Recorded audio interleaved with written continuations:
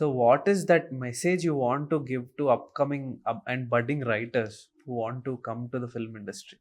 అంటే ఇప్పుడు ప్రతి వాళ్ళకి ఒక లైఫ్లో సెక్యూరిటీ సేఫ్టీ అన్నది ప్రతి వాళ్ళకి అవసరం. అంటే దే లుక్ ఫర్, అంటే వాళ్ళు కెరియర్గా తీసుకోవాలనుకుంటే వాళ్ళ ఎడ్యుకేషన్ క్వాలిఫికేషన్ ఇంజనీర్స్ ఎంబీఏలు చదివి, ఓకే, సో నేను రిస్క్ తీసుకుంటా పర్లేదు, ఓ 2 years అయినా 3 years అయినా ఐ కెన్ సర్వైవ్, లేకపోతే ఒక పూట భోజనం చేసినా పర్లేదు, I will survive, try oh 2 years 3 years stories to tell my stories,